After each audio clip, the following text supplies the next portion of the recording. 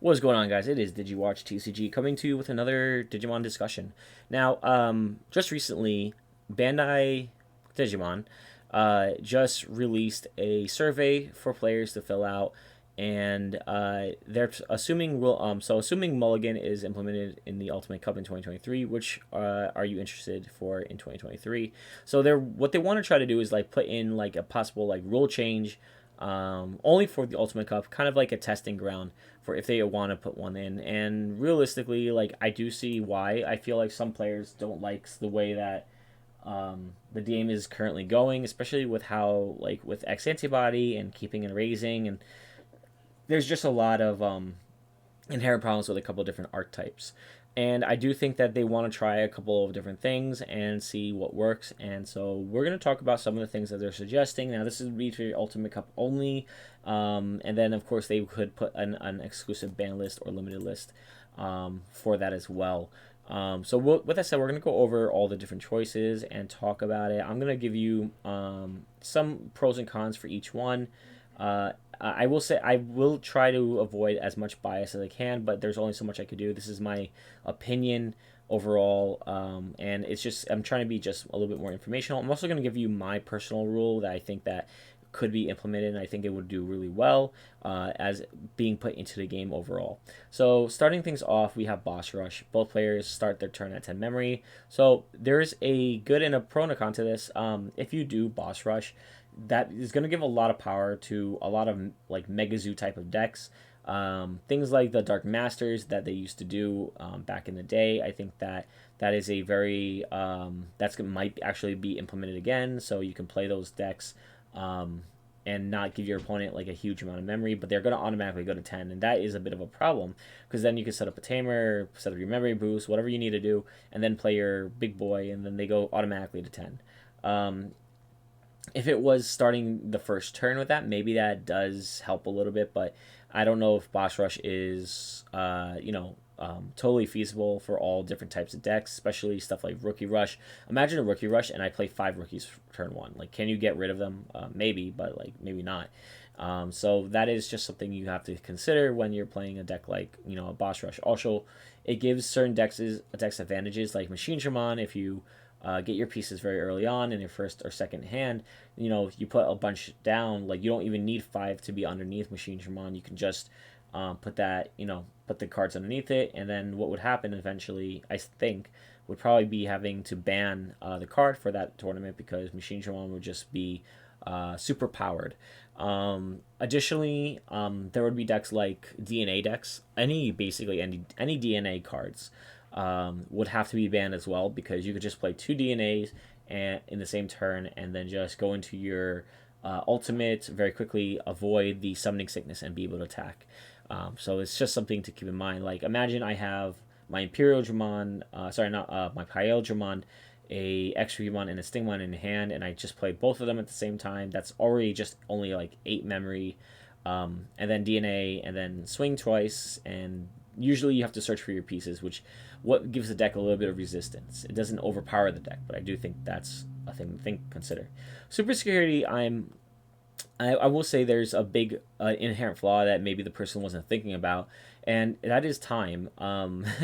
If players who play the game already know that if you're playing against a big deck like Security Control or a deck that's a little bit slower like Examon, super security means that like you're starting with 10. All security Digimon have security skip the battle and play this card, so these automatically go into play, which is okay. And then recovery effects and other cards increase security cards are banned. I feel like this person just doesn't like yellow. They're like, yeah, let's just give everyone 10 and just get rid of yellow. So and that would be one of the other inherent problems is that yellow decks really wouldn't be like the best deck at all to play in this game anymore. I mean, yellow would just be a bad color because you wouldn't recover. And I'm talking about this in general in the game, but I'm basically focusing like this is an ultimate, but if it was ever implemented in main game rules. Additionally, the other thing is time. Like we have 10 security cards, and if I'm able to just keep deleting your stuff, like purple becomes very very popular now because purple could just keep deleting your opponent's stuff, and they won't be able to do anything.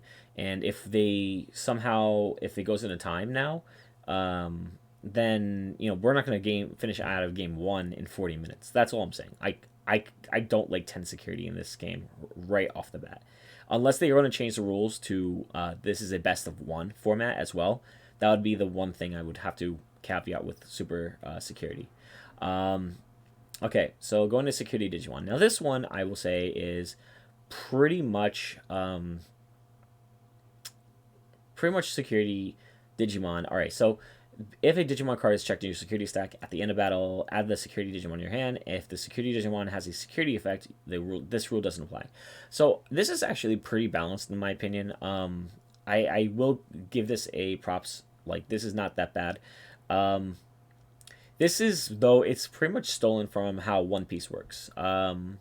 Basically, One Piece is if you attack that person's life, then they look at the top card. It has a trigger, which essentially would be a security effect, or but they add it to hand. So what this would do is it just reveals that card to hand. So let's say I attack, it's an Omnimon, and then Omnimon is 14. It adds to hand, and if it does, then at least you know your opponent has an Omnimon for game. But that would basically be how this is working, and it does kind of reward your opponent for you taking early swings to them. So that is just something to keep in mind about security Digimon. Memory boost. All right, so this is one I honestly, this is gonna be full bias right here. I think this rule is not needed at all. Players don't switch turns when their memory turns to one or more on your opponent's side, but three or more. So this is basically saying that we don't need to play memory tamers. And it's not really a huge rule. Like there is another rule too of if you pass turn, your opponent starts at three. So there are two different other mechanics already in the game that basically already do memory boost. I do think that in terms of why this could be a fair mechanic, it just basically takes away choking from the game. You cannot choke your opponent at one or two memory if they have like a play. I'm sure there's some players that absolutely hate getting choked and they're like, oh man, I hate this. This is like so annoying. But it's also a strategy. Like, like those are strategies of like, yeah, it's unfortunate that your opponent choked you, but that is a strategy. Then play more memory tamers. So that is something to keep in mind about memory boost as well. Side deck, we've had it before. It's the 2022 Fest rules. Basically, you have 10 cards in your side, and then between games, you can swap them in and out into your main deck. I think this is pretty fair as well. I've never been against side deck. I think that it makes your deck a little bit more suitable to other decks, and if it stops the inherent weakness of one deck versus another. For example, if you're playing a deck that is like black or purple that doesn't like to be balanced to hand, or anything like that, and you're facing a deck like blue, which does a lot of that, maybe you can side deck a couple of I forget what it's called. It's a black option, but it basically gives you like protection. But yeah, like you would be able to just put those in, and it's like, okay, now at least I have some protection. And maybe these other cards don't really work against your deck, so or against security control or anything like that. Like maybe you play a card that says your opponent can't recover this turn, like Congo. So like that is something to consider with the side deck there. You have counter timing. This is an odd one for me. I understand the premise of this. So basically, this is taking traps from Yu-Gi-Oh and putting it into Digimon. So during your main phase, you can place option cards from your hand face down in your battle area for no cost and without meeting color requirements. During your opponent's turn, when your opponent attacks, you can use your face down option cards by paying the cost, and they have to meet the color requirements. So there's some good things about this, and not first off, it does give you an interaction on your opponent's turn, especially if they are able to it stops their opponent from like OTKing you. These cards would be considered, I guess, private knowledge, and you can't resolve them. So that is something that also can be a possible issue with this game, is that people can like lie and set a card face down, and like it does kind of affect your opponent where they're like, okay, is that an actual option? Hopefully everyone's playing and playing by the rules, but and then also I commence props to the guy who said only when your opponent attacks. If he was during your opponent's turn, that would just be a terrible terrible rule, overpowered. um The only other problem I found with this is, let's say your opponent has a memory tamer who starts at 3. That means any option card that would be able to be activated would be a 7 or less, because via the game mechanics you cannot go past 10 on your opponent's turn, regardless of what kind of card you're playing. So in terms of like judging, they would have to always they would have to make that caveat on here too, that like it cannot go past 10, just as a main game mechanic. I don't think it's a hugely bad idea. I mean, I get it. It just is, why would you want to give your opponent 10 memory if you're like playing something like I don't know, Fly Bullet, or something that would basically push your opponent all the way up. Um, Also, the moment they pretty much like digivolve or put themselves to 0, like they're basically going to have nothing there. Then they would have to play something else from their hand. I mean, it's an okay rule. It's not. I don't give it any huge not cons or any huge props to it, but I think it's a decent rule. Ultimate breeding.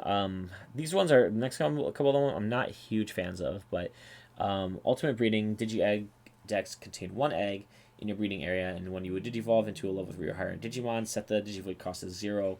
All turns when a Digi Egg would be sent to the trash, you place it back down. Um, I don't see a need for this, and I think that both of these are really, truly, really bad mechanics. One, normally you play 4 eggs in general. So the fact that you're going to be using a similar egg is not a problem. I don't think that at all needs to be changed. The second thing here is, when a Digi Egg would be sent to the trash. No, sorry, that was not the one. If you Digivolve into a 3 or higher Digimon, the cost is 0. So you're saying that if you have a perfect stack in hand, you can go from your rookie to your ultimate without paying 1 memory. I don't like this rule. I think that it hurts a lot of different decks, and it's really unfair if your opponent just bricked like hard. And so I have to pass on this. I know it's all cons on this. I don't see any advantage for this other than the player who has a broken hand. It can just kill your opponent on turn 2. So I don't think it helps. So now let's go to memory point. Each time you hatch in a Digi-Egg or Digivolve in a breeding area, gain 1 memory point.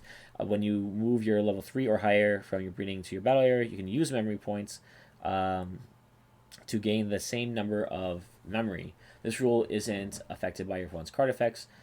So I guess I don't know exactly the exact rulings for this, but I guess the idea would be that, like, you hatch an egg, you can use that memory point, save it for later maybe, or you promote out the level 3, and you can use those memory points that you've saved, so that maybe late game, this helps a lot of late game players, that you promote out, and you can use that memory. It's like, all right, I have 2 memory points here, I'm going to use those 2 memory points, so that, and I'm at 1, so it puts me to 3.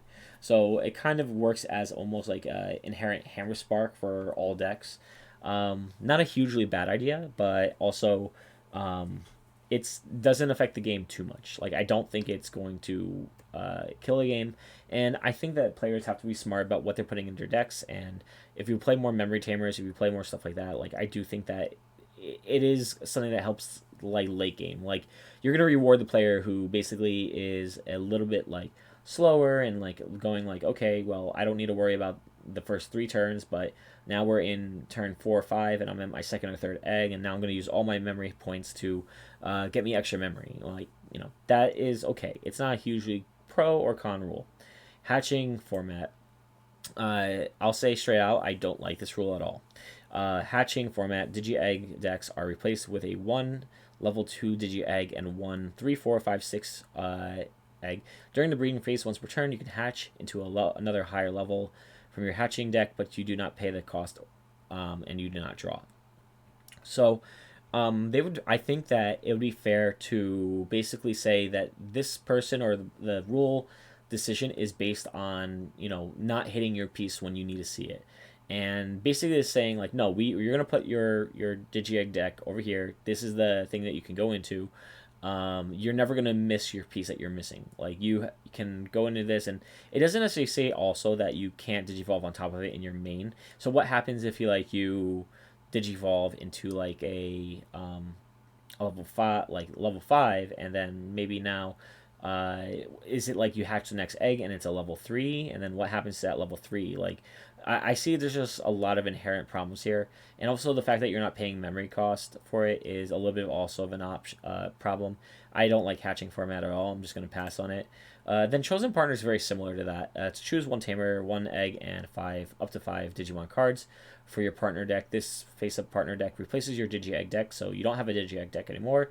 Your breeding phase is replaced with a partner phase where you can perform actions such as hatch one partner egg Digi-Egg in the breeding area, Digivolve your partner egg in the breeding area into a Digimon from your partner deck at no cost, move out your partner Digimon from the breeding area, Digivolve your partner Tamer in the battle area into a partner Digimon from your um, partner deck, or play a partner Tamer from your partner deck for no cost. Um, I'm not a huge fan. I really don't understand the premise of this because that kind of makes your entire deck just not work. So what's the point of just you can't you basically makes it a little, I guess, a slightly more consistent. Um, I really just don't like this. I don't really understand this rule too much. I mean, if you are in the comments and you want to just tell me what you feel about this rule, chosen partners, let me know. Now I'm going to tell you my two choices for different decks I would, or rules I would implement. And there's two where I am grabbing one from another game, and then the other one I am coming up with my own. So the first one of that will be my own is forced raising, and basically what this is giving you a little bit of a consequence and slowing down the game so that one deck cannot OTK the other one. It does solve problems such as uh, what's it called, X antibody. But it does give certain decks like Examon a little bit more advantage. And basically, what it is you hatch one egg. You keep, everything is pretty much the same as normal. You hatch one egg, and you digivolve. But the next turn, when you pass turn, when it's your turn again, you have to promote out. You don't have a choice in the matter. You can't keep it raising. You have to promote out it. And the reason why that is interesting is because you may not have all your pieces at that point. You may have your, if you drew into your X antibody stuff or your champion or your ultimate, then yeah. But if not, then you have to choose something else. Play other Digimon, Digivolve when it's out there already, which gives up some memory. It gives it closer to zero, so your opponent can't necessarily um, delete you. A lot of people would be focused more on tamers, I guess, and like option cards, because then your Digimon now is susceptible to damage. So if they don't clear your entire stack in one turn, now it's like, okay, well, I wasn't able to get all the pieces, but I did a couple of damage, and now my opponent has the opportunity to get rid of it. The problem with that, all fairness, is the Examon deck, where Examon forces you to attack as soon as you raise. So there would have to be something happening with Examon, or maybe you just ban the Slayer Dramon or something like that, because it's just one card then at that point that you're forcing an attack. But I do think that that is pretty much one of the best things I came up with for addressing problems like X antibody. It also stops your opponent from like kind of just saying, yeah, I'm just going to keep it back. You can't interact with this. I think non-interaction type of strategies are a bit problematic because all I need to do is just go in the back and just keep raising and not have to worry about anything until I'm ready to promote out. And if your opponent has something where it's like I have something like a Hades Force or a Gaia Force to kill your guy, then like it's not going to work. Now, the other rule I will say is somewhat of a interesting rule in my opinion, is tamer set. So tamer set is one that I thought of, and I think it is kind of cool. The tamer set rule would be that in the beginning of the game, search your deck for one card, one tamer, which basically means that your opponent must have a tamer, or one tamer in your deck. And then you place that tamer in your like sort of leader spot, and your leader spot would basically say like you're starting at 3. So it may like kind of like how I think the name of it, I don't remember, I just know how it works is speed duels, where Yu-Gi-Oh works, where you have a leader and then once per turn you can once per game you can activate the effect. So what you could do is set your leader face down, And then at one point during your starter turn, you can choose to activate your leader, and that's the one time you can activate your leader. But if it has a continuous effect, you can use that as well. So, for example, let's assume like I chose Davis as my leader, and start a turn. I would say I activate my leader. You don't need to pay anything for it, but you get to activate the effects. So you do look at the top three, add a blue and a green to your hand, and then the rest go to bottom. And then for the rest of the game, you can start at three. Or you could play something like TK Kari, where when you attack with the yellow Digimon, minus 1,000 to one of your opponent's Digimon, and if you're less than three, or less security than your opponent, you can gain memory from that. So that would be something I think is pretty fair, because that way each deck that normally would be playing that card actually just has that starting out. So you could always decide, yeah, this is like my deck likes to go a little bit behind. It's good in late game. I always gain 2 memory, and I can also minus 1,000 for my opponent's stuff. And it doesn't interfere. It gives each deck a balance to it. Those are my 2 suggestions. So let me know what your thoughts are in the comments below. Do you have any suggestions? Do you like my rules? I like my rules. But let me know in the comments below. Thank you for watching, and stay classy.